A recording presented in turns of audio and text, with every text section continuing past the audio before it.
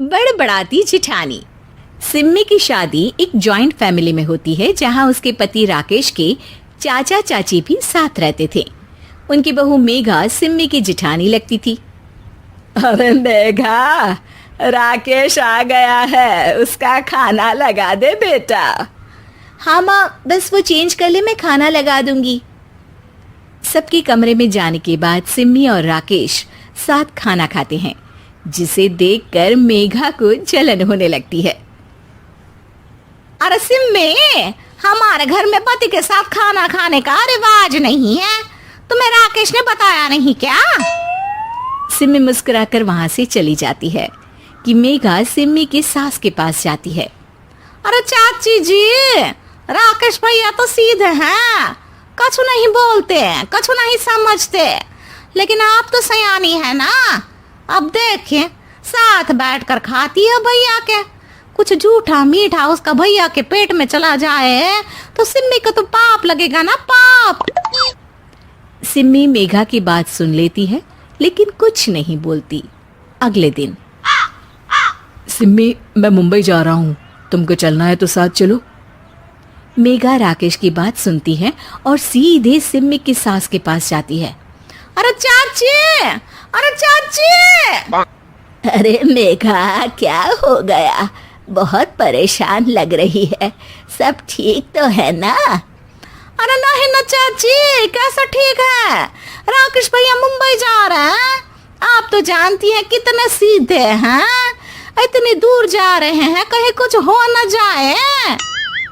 अरे नहीं नहीं, मैं नहीं जाने दूंगी उसे। अरे सिम्मी, पता चला है कि राकेश मुंबई जा रहा है।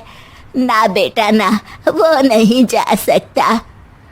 अरे माँ, उन्हें ऑफिस के काम से जाना था, लेकिन आपको तो पता है ना, उन्हीं दिनों मेरे मायके में शादी है, तो वो अपनी जगह किसी और को भेज रहे हैं।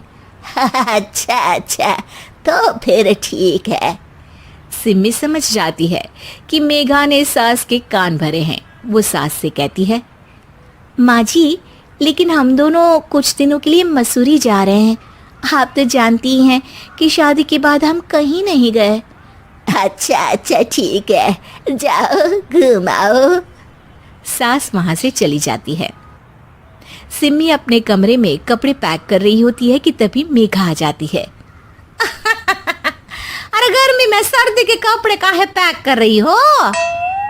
सिम्मी को मेघा पर नाराजगी तो होती है, लेकिन फिर भी वो कुछ नहीं बोलती। दरअसल मैं और राकेश हनीमून के लिए मसूरी जा रहे हैं ना। का हनीमून? हाँ हाँ, हनीमून। क्यों? हनीमून के लिए तो पति पत्नी ही जाते हैं ना, तो मैं और राकेश जा रहे हैं। मेघा भागकर सिम्मी की सास के पास जाती है। अरे चाची, सच में तुम लोगों जितना सीधा परिवार तो मैंने देखा ही नहीं है। अरे अकेले भेजोगे दोनों को? मैं और सुरेश तो कभी अकेले नहीं गए। हाँ भाई, हम तो परिवार में ही अच्छे, बड़ों के बीच, ऊपर से खर्चे है भगवान। अरे चाची, पहाड़ी इलाका है, कुछ हो गया तो? सास सीधे सिम्मी को बुलाती है, लेकिन सिम्मी तो वहीं सास के कमरे के बाहर ही खड़ी थी। बस मेघा दीदी, आपसे यही उम्मीद थी। अरे बड़ी हूँ, घर के कायदे कानून तो मैं ही बताऊंगी ना। अरे तो अपने घर में रखिए ना सारे कायदे कानून।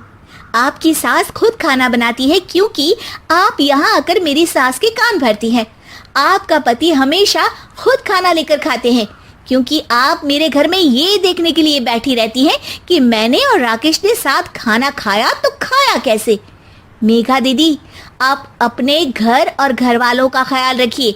मेरे घर में ज्यादा घुसने की जरूरत नहीं है, और हाँ, मैं अपने सास और पति को संभाल लूंगी।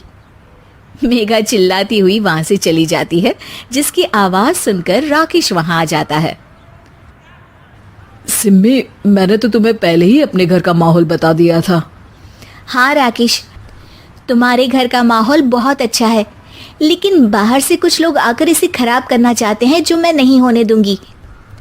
सास सिम्मी की बात सुनकर कमरे में चली जाती है। सिमी और राकेश घूमने जाते हैं और जब वापस आते हैं तो दरवाजे में मेघा और उसके पति खड़े होते हैं, वो भी सामान लेकर।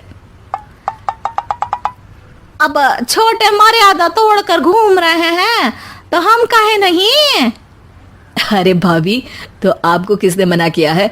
वैसे भी 4 दिन की जिंदगी है, दूसरों के घर में ताक झाक करके बिताने से अच्छा हो मौज करके ही बिताओ।